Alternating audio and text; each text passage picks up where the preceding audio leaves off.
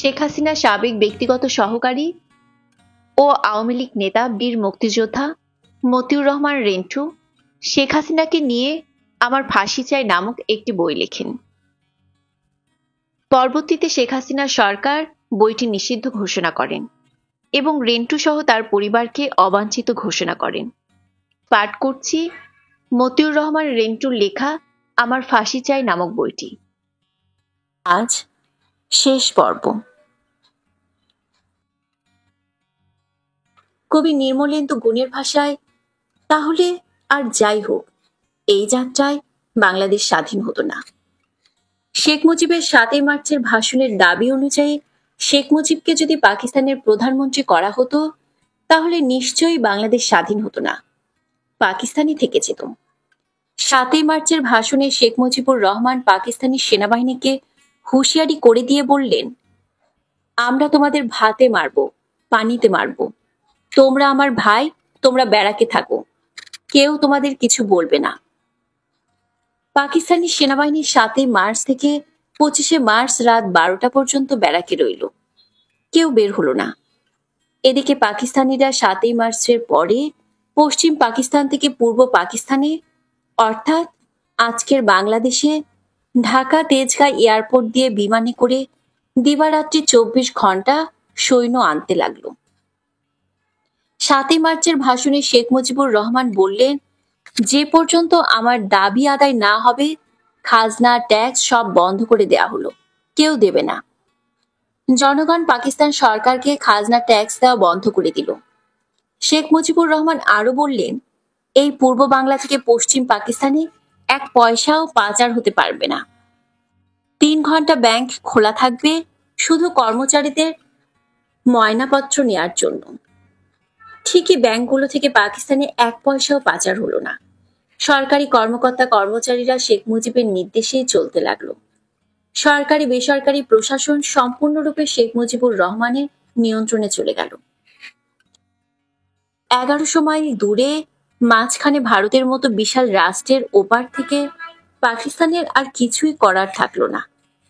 বাংলাদেশ কার্যত পাকিস্তান থেকে বিচ্ছিন্ন হয়ে আলাদা দেশে পরিণত হলো।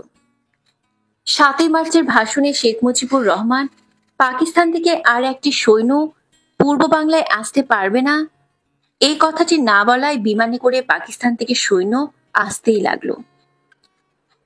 23 মার্চ পাকিস্তান দিবস।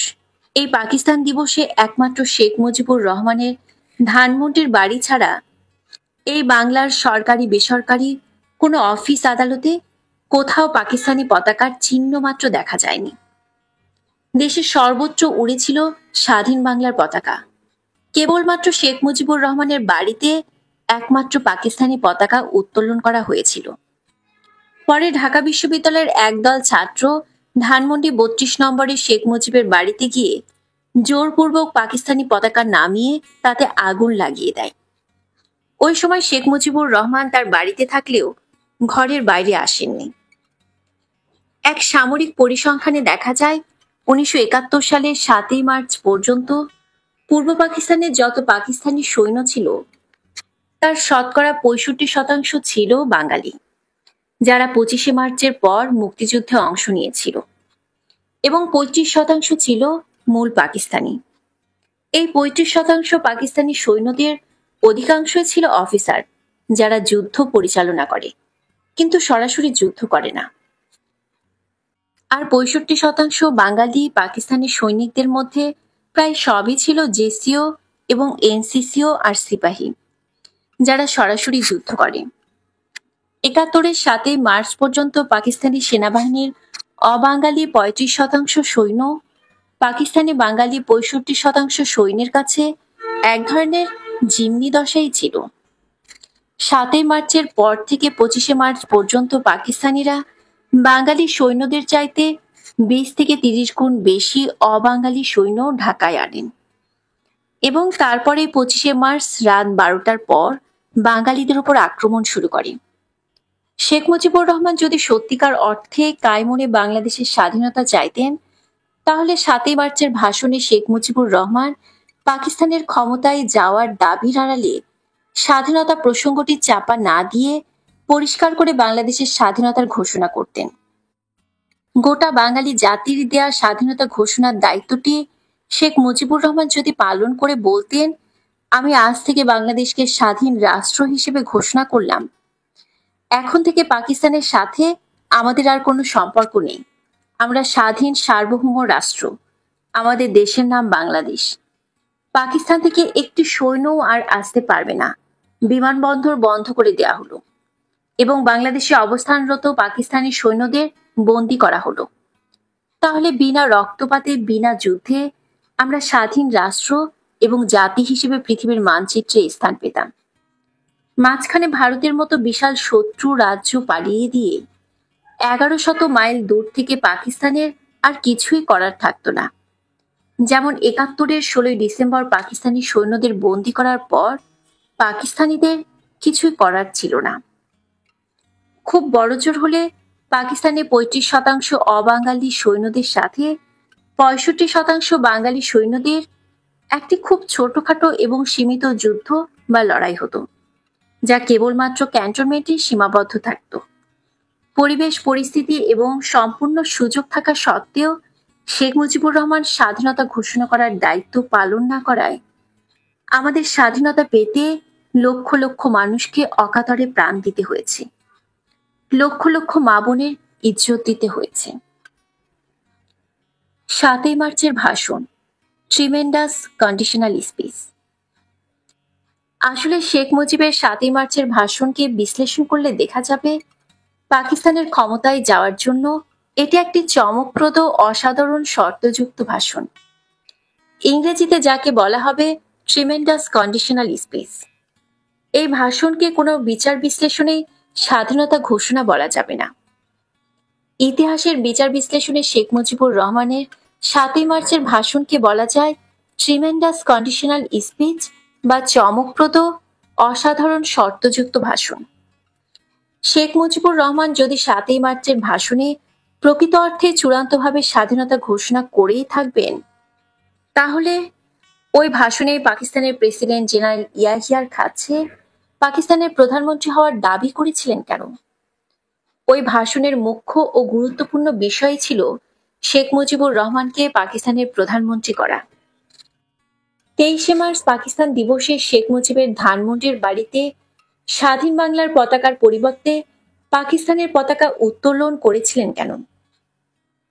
শেখ হাসিনার ঐকমত্যের সরকারের মন্ত্রী আসামাও রব দাবি করেছেন রাষ্ট্রীয়ভাবে 2রা মার্চকে স্বাধীনতার পতাকা উত্তোলন দিবস পালন করতে হবে। 2রা মার্চকে যদি স্বাধীনতার পতাকা উত্তোলন দিবস হিসেবে পালন করা হয়, তাহলে শেখ মুজিবুর রহমানের 7ই মার্চের ভাষণের গুরুত্ব কতটুকু থাকে? 3. যেখানে 7ই মার্চে পাকিস্তান সেনাবাহিনীর অবাঙালি দুর্বল 1000-5 সৈন্যকে বন্দী করে প্রায় বিনা যুদ্ধে বিনা রক্তপাতে বাংলাদেশ স্বাধীন করা সম্ভব ছিল, তা না করে পূর্ব পাকিস্তানে অধিক পাকিস্তানি সৈন্য সমাবেশ করার পূর্ণ সুযোগ দিয়ে 25শে বা 26শে মার্চ আমাদের উপর আক্রমণ করা পর্যন্ত দীর্ঘ সময় দেয়া হয়েছিল কেন? 4.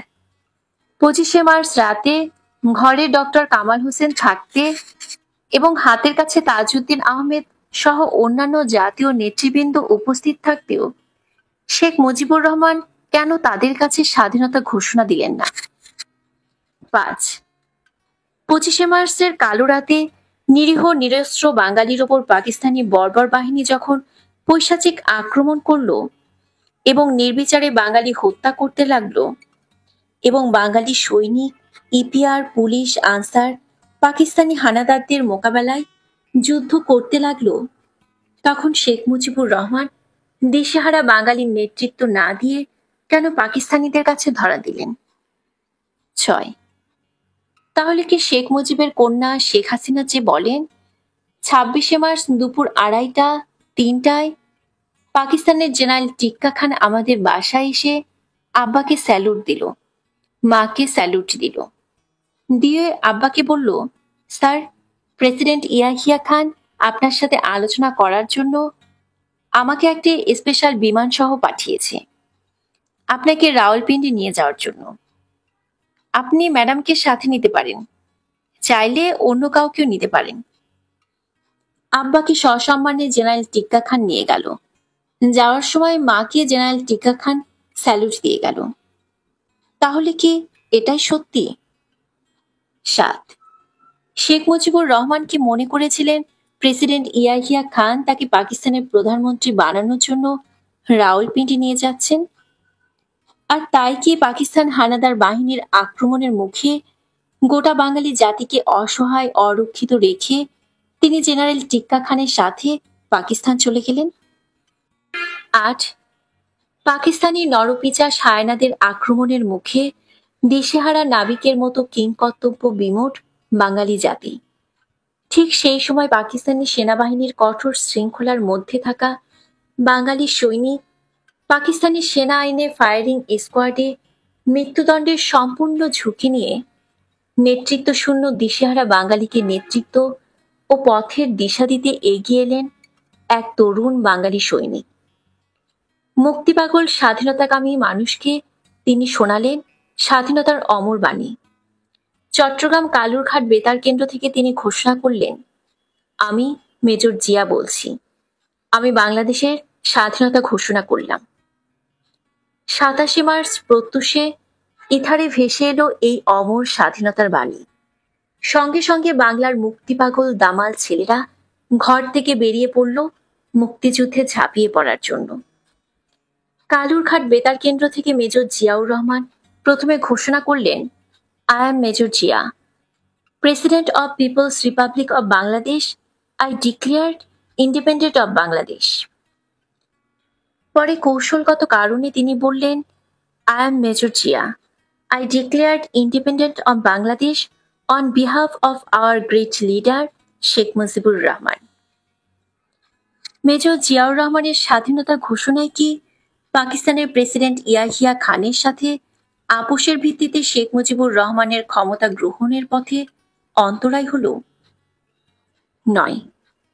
এর পরপরই 17 এপ্রিল তাজউদ্দিন আহমেদের নেতৃত্বে ঘটে গেল আর এক ঐতিহাসিক ঘটনা। ভারত সরকারের প্রত্যক্ষ তত্ত্বাবধানে আন্তর্জাতিক বিশ্বের বহু দেশের সাংবাদিকদের সামনে কুষ্টিয়া জেলার মেহেরপুরের বৈদ্যনাথ তলার আম্রকাননে 17 এপ্রিল তাজউদ্দিন আহমেদের নেতৃত্বে স্বাধীন বাংলাদেশের বিপ্লবী সরকার শপথ গ্রহণ করল। তাজউদ্দিন আহমেদ হলেন বাংলাদেশের প্রথম প্রধানমন্ত্রী। প্রধানমন্ত্রী হিসেবে তাজউদ্দিন আহমেদ তার মন্ত্রিসভা গঠন করলেন। শেখ মুজিবুর রহমানের অনুপস্থিতিতে শেখ মুজিবুর রহমানকে করা হলো রাষ্ট্রপতি, সৈয়দ নজরুল ইসলামকে করা হলো অস্থায়ী রাষ্ট্রপতি। যদি শেখ মুজিবুর রহমান আপোষের ভিত্তিতে পাকিস্তানের ক্ষমতা গ্রহণের প্রক্রিয়ায় যেও থাকেন, তাহলে তাজউদ্দিন আহমেদের নেতৃত্বে স্বাধীন বাংলাদেশ সরকারের শপথ গ্রহণ শেখ মুজিব ইয়াহিয়া আপোষ ফর্মুলা কি ভণ্ডুল করে দেয়নি? 10, আর এই জন্য একটি সফল নেতৃত্ব দিয়ে সরকার পরিচালনা করে দেশ স্বাধীন করে স্বাধীন দেশে শেখ মুজিবুর রহমানকে ফিরিয়ে আনার পর প্রধানমন্ত্রী তাজউদ্দিন আহমেদকে শেখ মুজিবুর রহমান তার মন্ত্রিসভা থেকে নিগৃহীত করে বের করে দিয়েছিলেন। 11, হয়তো এর জন্যই স্বাধীনতার ঘোষক জিয়াউর রহমান সেনাবাহিনীর সর্বজ্যেষ্ঠ হওয়া সত্ত্বেও শেখ মুজিবুর রহমান জিয়াউর রহমানকে সেনাবাহিনী প্রধান না করে চাকরিতে জুনিয়র শফিউল্লাহকে সেনাবাহিনী প্রধান করেছিলেন।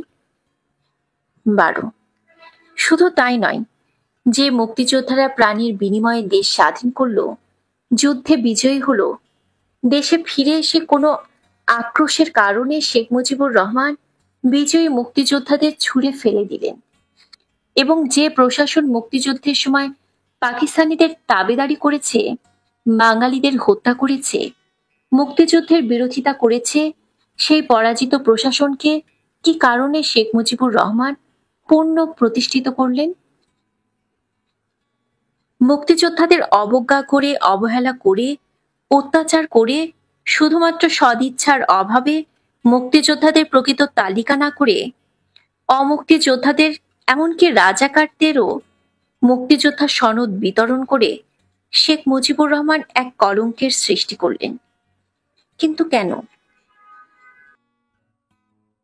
ধিক শেখ মুজিব, ধিক। ৭১ সালের ২৫শে মার্চ পাকিস্তানি সৈন্যরা দৈনিক ইত্তেফাক পত্রিকা জ্বালিয়ে দিলে তড়িৎ গতিতে পাকিস্তানের প্রেসিডেন্ট জেনারেল ইয়াহিয়া খান ইত্তেফাকের মালিক ব্যারিস্টার মইনুল হোসেনদের ক্ষতিপূরণ বাবদ নগদ ১০ লক্ষ টাকা দেয় এবং মুক্তিযুদ্ধের সময় মইনুল হোসেন লাল লন্ডন, জার্মানি ঘুরে অত্যাধুনিক অফসেট মেশিন কিনে আনলেন, কিন্তু মুক্তিযুদ্ধে অংশ নিলেন না। পাকিস্তান হানাদার কবলিত গোটা সময়, অর্থাৎ মুক্তিযুদ্ধের গোটা ৯ মাস, মইনুল হোসেনরা পাকিস্তান প্রেস থেকে বিনা পয়সায় ইত্তেফাক পত্রিকা বের করলেন। বলা বাহুল্য, ওই সময় ইত্তেফাকে পাকিস্তানের জেনারেল ইয়াহিয়া খান, টিক্কা খান, ফরমান আলী নিয়াজি ও পাকিস্তানের অন্যান্য জেনারেল ও সৈন্যদের এবং ঘাতক গোলাম আজম সহ অন্যান্য আলবদর রাজাকারদের প্রশংসা করে খবর ছাপা হতো, আর মুক্তিযোদ্ধাদের বলা হতো দেশদ্রোহী ভারতীয় চর। অর্থাৎ ইত্তেফাক তখন মুক্তিযুদ্ধের বিপক্ষে অবস্থান নিয়ে পাকিস্তানি তাবেদারি ও দালালিতে লিপ্ত ছিল এবং দালালি ও তাবেদারির পুরস্কার হিসেবে পাকিস্তান সরকারের সমস্ত বিজ্ঞাপন ইত্তেফাক পেত। অপ্রত্যাশিতভাবে হঠাৎ ১৬ই ডিসেম্বর দেশ স্বাধীন হয়ে যাওয়ায় ইত্তেফাকের মালিক আনোয়ার হোসেন মঞ্জুরা পাকিস্তান সরকারের কাছ থেকে দালালি ও তাবেদারির পুরস্কার স্বরূপ পাওয়া বিজ্ঞাপনের বিলের টাকা নিতে পারেনি। লক্ষ প্রাণের বিনিময়ে দেশ স্বাধীনের পরে পূর্বের পরিচয়ের সূত্র ধরে স্বাধীন দেশের কর্ণধার শেখ মুজিবুর রহমানের কাছ থেকে পাকিস্তানি দালালির ও তাবেদারির সেই বিলের টাকা নেয়। কোনো বিবেকবান মানুষ কি এই বিলের টাকা দিতে পারে? এজন্যই কি লক্ষ লক্ষ মানুষের জীবন আর মা বোনের ইজ্জতের বিনিময়ে বাংলাদেশ স্বাধীন করা হয়েছে? ধিক শেখ মুজিব, ধিক। এদেশের মুক্তিপাগল দামাল ছেলেরা প্রাণের মায়া ছিন্ন করে দেশ মাতৃকার মুক্তির জন্য প্রাণপণ লড়াই করেছে। হানাদার পাকিস্তানি বাহিনীর সাথে মুখোমুখি যুদ্ধ করেছে। ঠিক তখন পাকিস্তান সরকার মুক্তিযুদ্ধ নস্যাৎ করার জন্য কুমতলবে ইপিসিএস এর পরীক্ষা নিল। নিজের প্রাণের বিনিময়ে পাকিস্তানি হানাদারদের কবল থেকে দেশ ও দেশের মানুষকে বাঁচানোর সেই অগ্নি পরীক্ষার দিনে বাংলার দামাল ছেলেরা পাকিস্তানের বিরুদ্ধে যুদ্ধ শুরু করলো। আর স্বার্থান্বেষী চরম সুবিধাবাদী কতিপয় ব্যক্তি পাকিস্তান সরকারের দেয়া সেই ইপিসিএস পরীক্ষায় অংশ নিল এবং দেশপ্রেম বিবর্জিত ওই ব্যক্তিরা ইপিসিএস পরীক্ষায় উত্তীর্ণ হয়ে ইস্ট পাকিস্তান ক্যাডার সার্ভিসের চাকরিতে যোগ দিল। লক্ষ প্রাণের বিনিময়ে দেশ স্বাধীনের পরে মুক্তিযুদ্ধের সাথে সম্পর্কহীন শেখ মুজিবুর রহমান ওই বিশ্বাসঘাতক দেশদ্রোহীদের স্বাধীন বাংলাদেশ ক্যাডার সার্ভিসের চাকরিতে পূর্ণ বহাল করলেন। কিন্তু কেন? ন্যূনতম বিবেক থাকলে কি এটা সম্ভব? ধিক শেখ মুজিব, ধিক। মানুষের জন্য নিবেদিত প্রাণ দেশপ্রেমিক সর্বহারা দলের নেতা কমরেড সিরাজ শিকদারকে বিনা বিচারে বন্দিদশায় হাতে হ্যান্ডক্যাপ পরা অবস্থায় সম্মুখ থেকে গুলি করে হত্যা করে মহান জাতীয় সংসদে দাঁড়িয়ে আজ কোথায় সিরাজ শিকদার বলে আস্ফালন করে শেখ মুজিব হয়েছেন বিবেকহীন এক কাপুরুষ। ডায়েরির পাতা। তুমি যা চেয়েছিলে তাই হয়েছে। তুমি চেয়েছিলে যেন তেন প্রকারে একবার শুধু ক্ষমতায় যাওয়া, তাই হয়েছে। দেশের জন্য জাতির জন্য কিছু করতে হলে যে ত্যাগ স্বীকার করা প্রয়োজন তা তুমি করতে কখনোই প্রস্তুত ছিলে না। প্রথম থেকে শুধু ক্ষমতায় যাওয়ার জন্য তুমি সর্বদা ব্যস্ত ছিলে এবং তাই হয়েছে। 15ই জুন 1996। না, তুমি দেশের জন্য কিছুই করতে পারবে না, কেননা দেশের জন্য কিছু করার মন তোমার নেই। মানুষের জন্য কিছু করার মন নেই বলে তোমার ইচ্ছেও নেই, আর ইচ্ছে নেই বলে তোমার উপায়ও নেই। যদি তোমার ইচ্ছে থাকতো তাহলে কিছু একটা উপায় হতো, কিন্তু জাতির জন্য কিছু করার ইচ্ছে তোমার নেই, কাজে উপায়ও নেই। 15ই ডিসেম্বর 1996। আমরা তোমাকে ক্ষমা করতে চাই, কিন্তু কোনো বিচারেই ক্ষমা করতে পারি না। তুমি ক্ষমার অযোগ্য। তুমি প্রার্থনা করো আল্লাহ রাব্বুল আলামিন যেন তোমাকে ক্ষমা করার সামর্থ্য আমাদের দেন। 27 ফেব্রুয়ারি 1997। 1981 সালে 12 জুন যখন তুমি তোমার পিতার ধানমন্ডি 32 নম্বরের বাড়িটি এবং অলংকার সহ যাবতীয় জিনিস 72 পৃষ্ঠার একটি ইনভেন্টরিতে সই করে বুঝে নিচ্ছিলে, তখনই মনে হচ্ছিল তুমি মানুষ নও, অন্য কিছু। তুমি যখন খুঁটিয়ে খুঁটিয়ে সব বুঝে নিচ্ছিলে, সবাই হতবাক হয়ে তোমার দিকে তাকিয়েছিল। কিরকম ধীরস্থির এবং অবলীলা ক্রমে তুমি বলছিলে, আমার কানের দুল 3টা কই, আমার নাকের ফুল 2টা কই, আমার হাতের 40টা চুড়ি কই, ইত্যাদি ইত্যাদি। তুমি বলছিলে আর সরকারি কর্তৃপক্ষ একটা একটা করে সব বুঝিয়ে দিচ্ছিল। সেই দিনটার কথা আমার আজও মনে আছে। সেদিন তোমাকে দেখে মনেই হয়নি যে এই বাড়িতেই তোমার বৃত্তি করে সব শেষ হয়ে গেছে। তুমি এমন ভাবে গুনে গুনে প্রায় 70 লক্ষ টাকার গয়না সহ অন্যান্য মালামাল বুঝে নিলে যে তাতে মনে হলো তুমি মানুষ নও, অন্য কোনো কিছু। কারো লেখা পড়ো না, কোনো বই পড়ো না, ভালো কথা শোনো না। তোমার নাম শেখ হাসিনা। তুমি বৃত্তি মাতৃহীন, স্বামী কর্তৃক পরিত্যক্ত এক রমণী। তোমার মেয়ের ভাষায় তুমি বহুরূপী। তোমার প্রিয় গৃহভৃত্য রামাকান্ত, যাকে তুমি ভালোবাসতে, সেও তোমাকে ভালোবাসত, কিন্তু সেও তোমার কাছে রইল না। তুমি এমন এক প্রাণী। শিক্ষা, এসবই তুমি আমাদের দিয়েছ। তোমার কাছ থেকে এসব আমাদের পাওয়া। তুমি যা দিয়েছ তার সবটুকুই আমরা পেয়েছি। নতুন করে তোমার কাছ থেকে আমাদের আর পাওয়ার কিছু নেই। তাই তুমি যা দিয়েছ তা আমরা সকলের কাছে ফাঁস করে দিতে চাই। তাতে তুমি দুঃখ পেলে আমাদের কিছু করার নেই। এই শিক্ষা তুমি আমাদের দিয়েছ। তোমার কাছ থেকে আমরা এই শিক্ষা পেয়েছি। সেদিন হয়তো তুমি ভাবো নাই তোমার শিক্ষায় তোমার বিরুদ্ধে কাজে লাগিয়ে দেব। এই হয়, আসলে এই হয়। তোমার মতো যারা এই শিক্ষা দেয় তারা কেউই ভাবে না এই শিক্ষা যে একদিন তাদের বিরুদ্ধে কাজে লেগে যাবে। তাই হয়তো তুমিও ভাবনি। তোমাকে অসংখ্য ধন্যবাদ। একেবারে খালি হাতে বিদায় না দিয়ে অন্তত শিক্ষাটা দিয়ে দিয়েছিলে।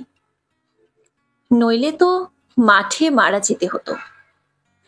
অবশ্য তুমি তাই চেয়েছিলে। তোমার দেয়া শিক্ষাটা বেঁচে কিনে অন্তত বাঁচার চেষ্টা করি। শেষবারের মতো বলি, তুমি দুঃখ করো না। বিশ্বাস করো, তোমার বিরুদ্ধে এছাড়া আমাদের আর কিছুই করার ছিল না। জানি বিশ্বাস করবে না, কারণ তোমার মাঝে বিশ্বাস বলে কিছু নেই। মুক্তিযুদ্ধের চেতনা। মুক্তিযুদ্ধের চেতনা হচ্ছে মানুষের মনন জগতের এক ধরনের অনুভূতি, যে অনুভূতির ফলে একটা জাতির মন মানসিকতার আমূল পরিবর্তন ঘটে এবং এই পরিবর্তনের ফলে গোটা জাতি মন থেকে পুরনো ধ্যান ধারণা, ব্যক্তি স্বার্থপরতা ঝেড়ে ফেলে নতুন মন ও ভাবনা নিয়ে গড়ে ওঠে। এই মন ও ভাবনাকে বলা যায় চেতনা।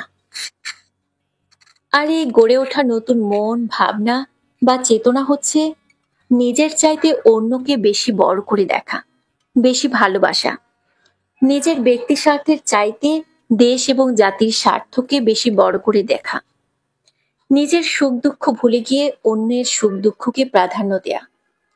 একটা জাতির জীবনে এই চেতনা বছর বছর আসে না।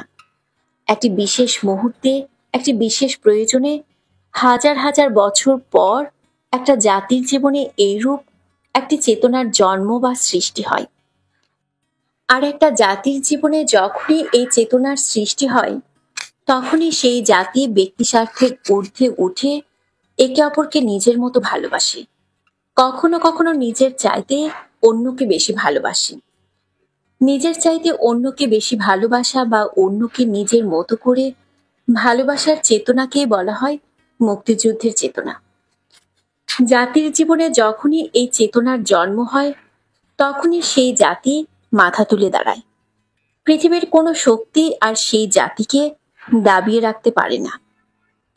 অন্যকে নিজের চাইতে বেশি ভালোবাসার চেতনা হাজার হাজার বছর পর বাঙালি জাতির জীবনে এসেছিল ৭১-এর মহান মুক্তিযুদ্ধের সময়।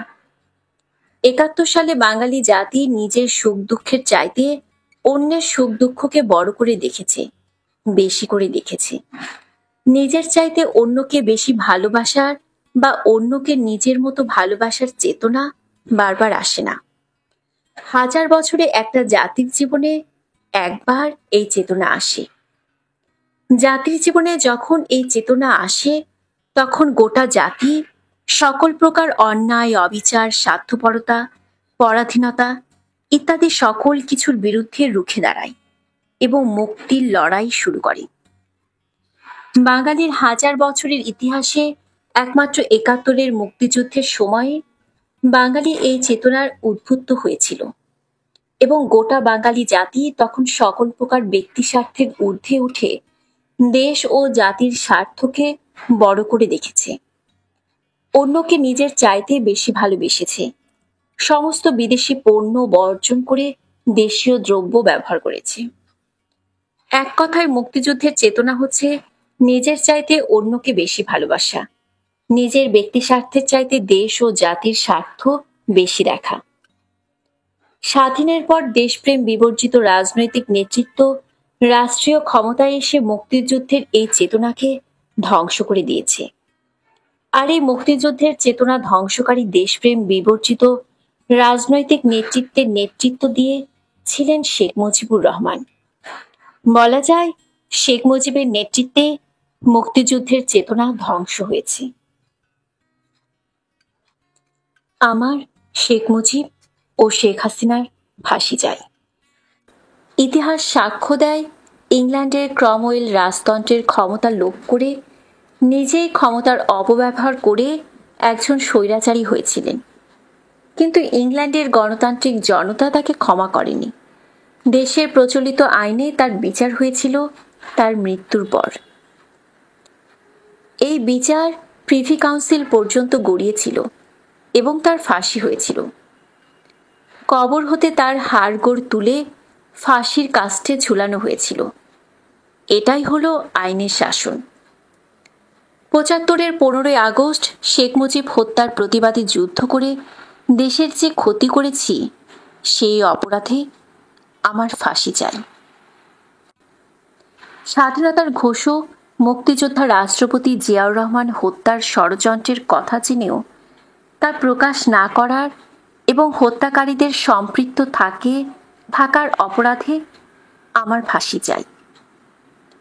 ২৩ মধ্য ফেব্রুয়ারি ঢাকা বিশ্ববিদ্যালয়ের ছাত্র জয়নাল, জাফর এবং ৮৪ ফেব্রুয়ারি সেলিম ও দেলোয়ার হত্যায় শেখ হাসিনার পরিকল্পনা ও ষড়যন্ত্রের অংশ নিয়ে যে অপরাধ করেছি, তার জন্য আমার ফাঁসি চাই।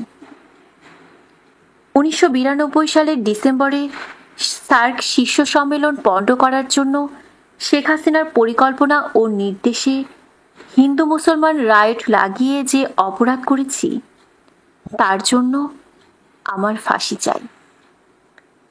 ১৯৯২ সালের পর থেকে ১৯৯৬ সালের মার্চ পর্যন্ত আন্দোলনের নামে ঢাকা শহরে শেখ হাসিনার নীল নকশা ও নির্দেশে যে ১০৩ জন লোক নিহত হয়, এই অজ্ঞাতনামা ১০৩ জন মানুষ হত্যার দায়ে আমার ফাঁসি চাই। তবে তার আগে সম্পূর্ণ সুযোগ থাকা সত্ত্বেও সঠিক সময়ে শেখ মুজিবুর রহমান স্বাধীনতা ঘোষণা না করায় আমাদের স্বাধীনতার জন্য ৩০ লক্ষ মানুষকে নিহত হতে হয় এবং ২ লক্ষ মা বোনকে ধর্ষিত হতে হয়। এই ৩০ লক্ষ মানুষ হত্যা এবং ২ লক্ষ নারী ধর্ষিত হওয়ার জন্য দায়ী শেখ মুজিবুর রহমানের মরণোত্তর ফাঁসি চাই। মুক্তিযুদ্ধের চেতনা ধ্বংস করার অভিযোগে শেখ মুজিবুর রহমানের মরণোত্তর বিচার চাই, শাস্তি চাই। যে মুক্তিযোদ্ধারা যুদ্ধ করে দেশ স্বাধীন করেছে এবং দেশ স্বাধীন করে শেখ মুজিবুর রহমানকে স্বাধীন দেশে ফিরিয়ে এনেছে, স্বাধীনতার পর ভারত থেকে সেই প্রকৃত মুক্তিযোদ্ধাদের তালিকা না এনে রাজাকার আলবদর সহ ভুয়া ব্যক্তিদের মুক্তিযোদ্ধা সনদ দেওয়ার অভিযোগে শেখ মুজিবুর রহমানের মরণোত্তর বিচার চাই, শাস্তি চাই। ক্ষমা না চাইতে স্বাধীনতা বিরোধী রাজাকার আলবদরদের ঢালাওভাবে ক্ষমা ঘোষণা করার অপরাধে শেখ মুজিবুর রহমানের মরণোত্তর শাস্তি চাই। মহান বিপ্লবী নেতা কমরেড সিরাজ শিকদারকে বন্দি অবস্থায় বিনা বিচারে গুলি করে হত্যা করার অপরাধে শেখ মুজিবুর রহমানের মরণোত্তর ফাঁসি চাই। সিরাজ শিকদারকে খুন করে পবিত্র পার্লামেন্টে দাঁড়িয়ে আজ কোথায় সিরাজ শিকদার বলে দম্ভক্তি করে পবিত্র পার্লামেন্টকে অপবিত্র করার অপরাধে শেখ মুজিবুর রহমানের মরণোত্তর শাস্তি চাই। জনগণের ভোট দেওয়ার অধিকার, মিছিল করার অধিকার, দল করার অধিকার এবং সংবাদপত্রের স্বাধীনতা হরণ সহ সংবিধানের মৌলিক অধিকার হরণ করে জাতির ওপর একদলীয় শাসন শোষণ চাপিয়ে দেওয়ার অপরাধে শেখ মুজিবুর রহমানের মরণোত্তর বিচার চাই, শাস্তি চাই।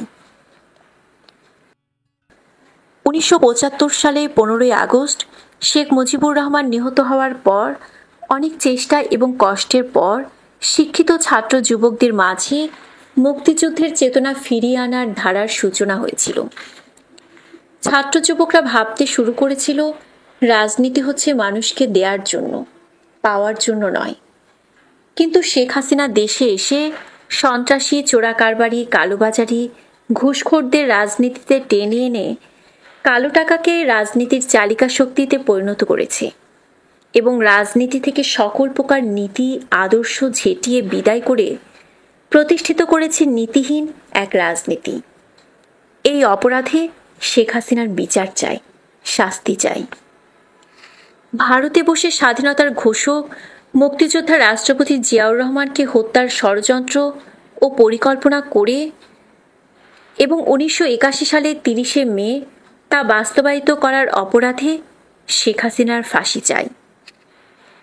1982 সালে জনগণ কর্তৃক নির্বাচিত বিএনপি সরকার উৎখাত করে সামরিক সরকার প্রতিষ্ঠিত করার ষড়যন্ত্রে লিপ্ত থাকার অপরাধে শেখ হাসিনার বিচার চাই, শাস্তি চাই। সামরিক স্বৈরাচার জেনারেল এরশাদকে হাতের মুঠোয় রাখার জন্য ষড়যন্ত্র ও পরিকল্পনা করে ছাত্র আন্দোলনের নামে 83 মধ্য ফেব্রুয়ারি ঢাকা বিশ্ববিদ্যালয়ের ছাত্র জাফর ও জয়নাল এবং 84 ফেব্রুয়ারিতে সেলিম দেলোয়ার হত্যার অপরাধে শেখ হাসিনার ফাঁসি চাই। 1992 সালের ডিসেম্বরে সার্ক শীর্ষ সম্মেলন পণ্ড করার জন্য হিন্দু মুসলমান সাম্প্রদায়িক রায়ট লাগিয়ে দেওয়ার অপরাধে শেখ হাসিনার বিচার চাই, শাস্তি চাই। 1992 সাল থেকে 1996 সালের মার্চ পর্যন্ত আন্দোলনের ইস্যু তৈরি করার জন্য ঢাকা শহরে 103 জন নিরীহ অজ্ঞাতনামা সাধারণ মানুষকে খুন করার অপরাধে শেখ হাসিনার ফাঁসি চাই। উপসংহার: সাবেক রাষ্ট্রপতি হোসেন মোহাম্মদ এরশাদের মতো ক্ষমতাসীন থাকাকালে শেখ হাসিনার ক্ষমতাচ্যুত হওয়ার সম্ভাবনা থাকলে শেখ হাসিনা দেশ থেকে পালিয়ে যাবেন এবং পালিয়ে যাবার আগে শেখ হাসিনা কাশ্মীরের হিন্দু রাজার মতো ভারতীয় সেনাবাহিনী ডেকে এ দেশটাকে ভারতের দখলে দিয়ে যাবেন। সমগ্র জাতি, বিশেষ করে বাংলাদেশ সেনাবাহিনী ও মুক্তিযোদ্ধা হুঁশিয়ার।